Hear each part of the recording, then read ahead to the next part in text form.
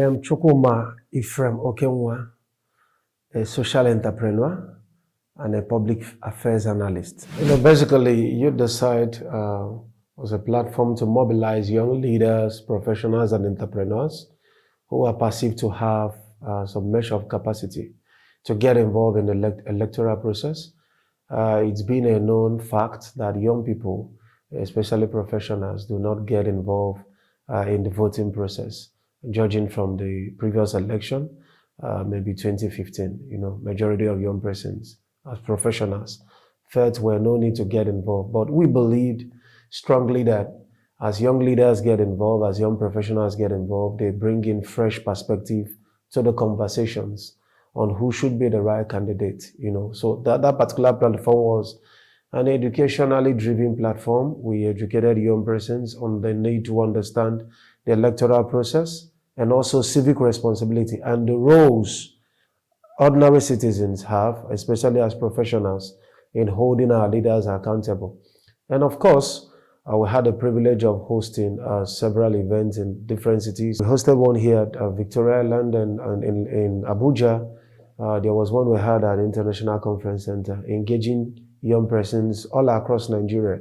And the result was we saw the heightened interest of young persons to get interested in the conversations and also to begin to assure others that we can actually get it right as a nation. It was massive, and I was happy that actually we were able to prove a point. Of course, judging from the number of young persons that registered to vote, judging from the number of young persons that turned out to vote on the election day, it actually is a proof that the work we did worked greatly well.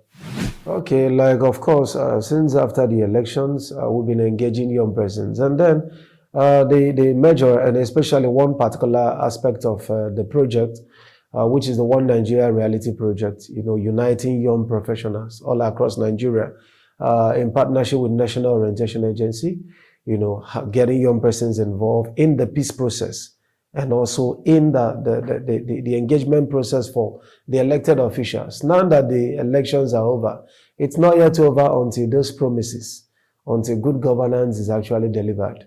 So we keep sensitizing, we keep engaging young professionals to actually become strong force to reckon with in the nation.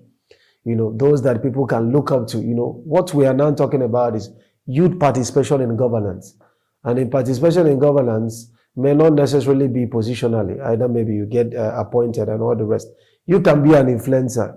You can also inspire, maybe at the state level, engage with your commissioner for youth and find out what programs does he have for young persons, and even lend in your weight. And through that, we can actually have, more young persons getting interested in the governance process. And the challenges that young persons face. And sometimes someone could share a story needing your financial interventions. And even though, sometimes some of those stories might not be true, but you are compelled, to do that. You believe people, you trust people. Sometimes maybe when issues result from that, I could tag that as a weakness. But personally, what inspires me is I'm inspired to leave my footprint on it. I can only live for once. And if I can make the best use of it, better for me, leaving my footprint, just like the likes of Martin Luther King Jr., men that dared to confront the status quo and they changed the tide of things in their time. And I see myself as one that have that capacity, to mobilize young persons to actually build the Nigeria of our dream. And by God's grace, we are going to achieve that. Okay, well, I just mentioned Martin Luther King, and of course, Professor Pat, who told me he's a very strong force to reckon with in the nation. And of course, the likes of Falana. I love the fiery way he speaks the truth without fear or favor. Sometimes, I remember when the past administration was there, and he was, hitting it hard on the government. People felt he was on the other side, and now there is a new administration. And he's also being consistent and standing for what is right. And that's my kind of person. I like to take a stand with the truth, not minding whose ox is gored. Okay, well, Values Project basically seeks to intervene in the value system, especially of young persons. We live in a dispensation where young persons are not patriotic. And that's one of the pillars of Values Project. Two, also like young persons, someone is out of school and want to make it within the first year. We don't understand that, building wealth is a process. some of the big persons we know in the society today, it took them 10 years, 20 years, 30 years to build. And sometimes some young persons believe, well, it's a long process. So we teach them process to understand that the process is more important than the product. Sometimes you hear people say that it's actually the end that justifies the means. So once you get to achieve success, irrespective of the process taken, then you are successful. But I want to remind them that it's actually the means that justify the end. The process is more important than the product. Following due process as a citizen, and of course, by so doing, you're sure to make it. And gladly also, Values Project is endorsed by Federal Ministry of Youth and Sports. So it's something every young person, a project every young person that believe in values, reinfusing the right values into the society can actually identify with. National values. Values as nation builders, building the Nigeria of our dream. And that's everything about Values Project. I do hope to be actively involved in the governance process in this particular country. You understand, to be an active player, of course, in the civic space, to see how we can influence the tide of things, happening in the nation. Engage government, engage stakeholders to see how we can collectively build communities, build a society, build our nation. I am looking especially, particularly in the aspect of the tourism sector of this particular country, where people can visit Nigeria, be rest assured of the security, and of course, explore all of the wonderful things we have. In recent time, as I began to explore some tourist sites we have in Nigeria, I discovered to my uttermost chagrin that some of the things people travel far and wide, to witness, abroad can actually be found here. Recently, I was at the Lekki Conservation Center. I was privileged to take part in the canopy walk, the longest in Africa, 401 meters. And that's very amazing, the sand dune drives that people travel wide to Dubai to experience.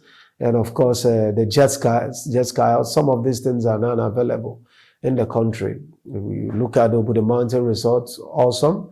And then the Yankari Game Reserve, people pay a whole lot just to, catch a glimpse of wildlife experience, in Kenya. And Nigeria is really blessed in all forms of tourism. Whether you're thinking from sports tourism, to religious tourism, to wonder sites, to activity sites, we are engrossed in all of it. And I do hope that within the next 5 years, I'll be among those that must have so marketed the tourism sector of this country. And of course, see how we can attract more persons to come into this country and of course, be part of our life as a people. Well, my advice as a young person, you need to build capacity. And to build capacity, get something doing. The simple truth is that the kind of education we've always had in the country, produce people to seek for job, But then when everybody comes out looking for job, who are actually preparing the job? It's just like when you have, everybody is hungry, you understand, wanting to eat, but there are no caterers, there are no people that are there to prepare the food. So when you don't find job, you can create one. And to create one, just get apprenticed, find out people who are already doing that, and get involved, learn through the job. And of course, you might think 6 months, 1 year, 2 years is too wide, but people actually can stay for 2 years without having a job. So why don't you get into learning a skill? Don't forget, every youth with a skill is empowered to employ others. So when you get a skill, you are sure you've got the capacity to create wealth. Hello guys, so just keep watching Ifeoma Speaks TV. It's a platform to get the trends, information, inspiring stories that will help to move you to the next level. Don't stop watching Ifeoma Speaks TV.